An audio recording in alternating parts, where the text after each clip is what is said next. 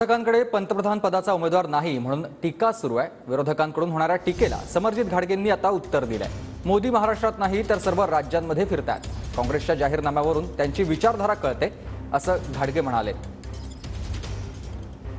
आहेत शाहू जनक घराण्याचे वंशज आणि भाजप नेते समरजित सिंह घाटगे बोलूयात। काय सांगाल, एकूणच आपण बघतोय पंतप्रधान नरेंद्र मोदी यांनी विशेष लक्ष महाराष्ट्रावर दिल्याचं पाहायला मिळतंय, ज्या पद्धतीने प्रचार सभा होत आहे।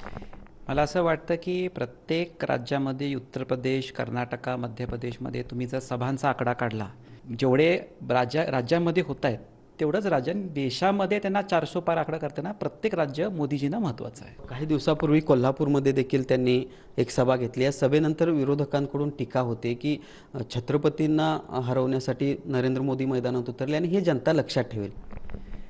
कोल्हापूर जिल्ह्यामध्ये मला एकच विषय बोलायचा आहे, ही इलेक्शन दोन उमेदवारांची इलेक्शन नाही आहे। ही इलेक्शन देशाचे पंतप्रधान निवडण्यासाठी आहे। काँग्रेसचा जाहीरनामा आपण जर बघितला तर त्या जाहीरनामामध्ये 3 महत्त्वाचे मुद्दे जे आहेत, जे खरं म्हटलं तर जे स्वतः संविधान बचाव म्हणतात तेच शाहू महाराज आणि बाबासाहेबांच्या मूल्यांच्या विरोधात जायला लागलेत। एक म्हणजे 370 कलम आम्ही परत आणणार, दुसरं ट्रिपल तलाकचा कायदा, आणि तिसरा त्यांनी म्हटले की आम्ही CAA कायदा हटवणार। आणि हे 3 कायदे केल्यामुळं खरं म्हटलं तर शाहू महाराज आणि बाबासाहेबांचा जे वारसा आहे हा मोदीजींनी चालवलेला आहे।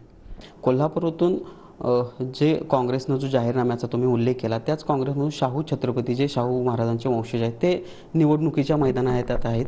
मग हा विरोधाभास आहे असं वाटतं का? बिलकुल नाही। मी परत म्हटलं, ही इलेक्शन इंडिव्हिज्युअल कॅन्डिडेटची नाही आहे, ही इलेक्शन देशाचे पंतप्रधान निवडण्यासाठी आहे। आणि मला वाटतं इंडिव्हिज्युअल कॅन्डिडेट आणि वैयक्तिक टीकाला बाजूला ठेवून देश हितासाठी, कारण राष्ट्रीय छत्रपती शाहू महाराज आणि बाबासाहेब राष्ट्रवाद विचाराचे होते आणि तेच मोदीजी चालवत आहेत। Journalist Sunil Katkar, Bhushan Patil, TV9 Marathi.